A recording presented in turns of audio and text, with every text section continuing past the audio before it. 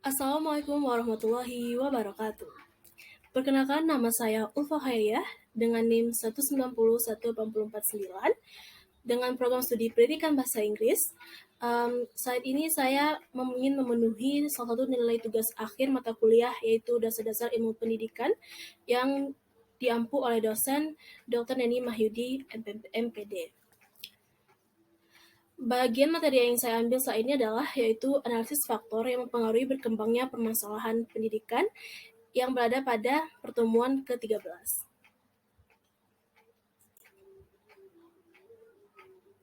Sebelum mengetahui atau menelaah lebih jauh tentang analisis masalah perkembangan pendidikan, kita kembali flashback dulu ke materi sebelumnya, yaitu apa itu permasalahan pendidikan. Oke, istilah permasalahan pendidikan yaitu berasal dari bahasa Inggris yang dikenal dengan problem, istilah permasalahan yang berarti perbedaan. Ya, benar bahasa, perbedaan atau jarak atau kesenjangan antara sesuatu yang dicita-citakan dengan sesuatu yang ternyata ada. Jadi, dapat kita simpulkan bahwa permasalahan pendidikan ialah perbedaan program-program pendidikan antara yang diharapkan dengan kenyataan yang terlaksana di lapangan. Jadi, semakin besar atau lebar perbedaan antara yang dicita-citakan dengan yang ternyata ditemui di lapangan, dan semakin besar atau rumit kompleks permasalahan tersebut. Selanjutnya yaitu, nah, lalu apa sih bedanya permasalahan pokok pendidikan dengan analisis faktor yang mempengaruhi berkembangnya permasalahan pendidikan? Oke, baiklah, saya akan menjelaskan terlebih dahulu. Permasalahan pokok pendidikan yang telah dibicarakan pada bagian terdahulu dan merupakan masalah tadi dalam bidang pendidikan itu sendiri kita kenal dengan masalah internal. Jika kita analisis lebih jauh, maka permasalahan tersebut sesungguhnya berkaitan langsung atau tidak dengan perkembangan yang terjadi di luar bidang pendidikan itu sendiri. Jadi perkembangan di luar atau kita kenal dengan extern tersebut merupakan faktor yang mempengaruhi berkembangnya permasalahan pendidikan. Nah, analisis faktor yang mempengaruhi berkembangnya permasalahan pendidikan. Ada 4 faktor yang mempengaruhi berkembangnya permasalahan pendidikan, yaitu yang pertama, perkembangan nilai budaya dan seni, yang kedua, laju pertumbuhan penduduk, yang ketiga, aspirasi masyarakat, dan yang keempat, yaitu keterbelakangan budaya dan sarana.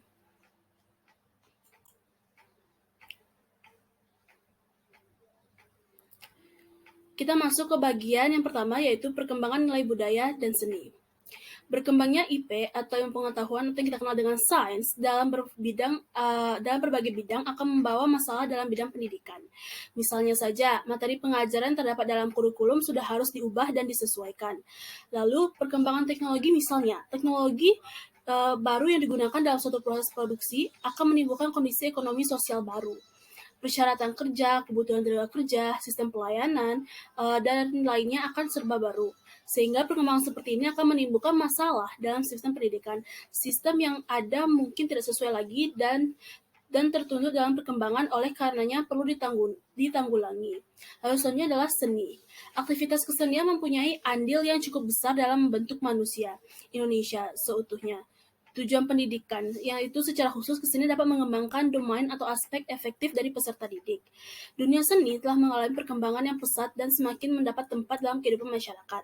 Keadaan seperti ini sudah barang tertentu akan menimbulkan masalah dalam bidang pendidikan. Maka masalah baru akan muncul dari sistem pendidikan, antara lain ketersediaan sarana dan prasarana, serta ketenagaan kerjaan kesenian di lembaga pendidikan seperti sekolah.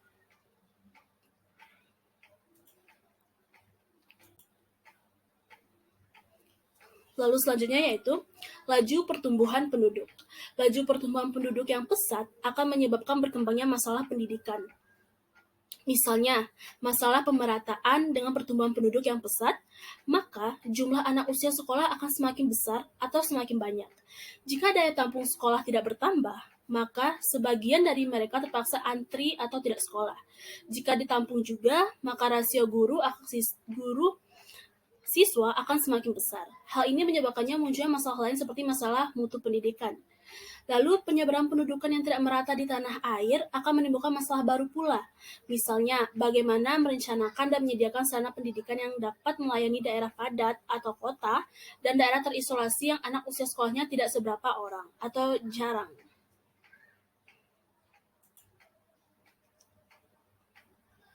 Selanjutnya yaitu kita masuk ke Bagian ketiga yaitu aspirasi masyarakat. Kecenderungan aspirasi masyarakat semakin meningkat dari tahun ke tahun itu sudah semakin terlihat.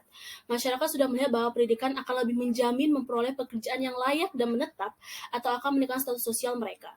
Sehingga peningkatan aspirasi masyarakat terhadap pendidikan ini akan mengakibatkan anak-anak atau juga remaja dan dewasa akan menyerbu dan membajari sekolah atau lembaga pendidikan.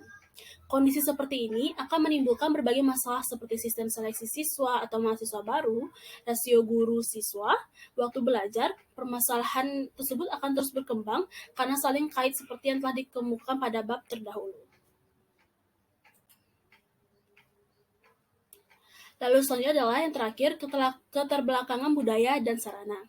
Masyarakat kita pada umumnya berada di daerah terpencil yang otomatis ekonominya lemah dan rendah, sehingga kurang adanya pendidikan yang layak dan mengalami keterbelakangan budaya dan sarana kehidupan di daerah tersebut. Sehingga permasalahannya antara lain bagaimana menyadarkan mereka akan keterbelakangan atau ketinggalannya. Bagaimana cara menyediakan sarana kehidupan yang lebih baik, khususnya bagaimana sistem pendidikan dapat menjangkau dan melibatkan mereka sehingga mereka keluar dari keterbelakangan tersebut.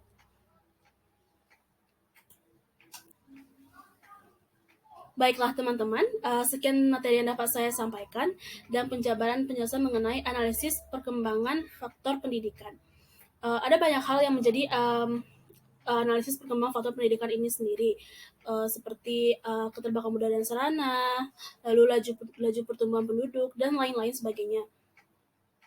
Saya harap dengan pemberian materi yang saya sampaikan ini, teman-teman semua yang menonton video ini dapat mengerti dan memahaminya lebih dalam lagi. Terima kasih atas perhatiannya. Wassalamualaikum warahmatullahi wabarakatuh.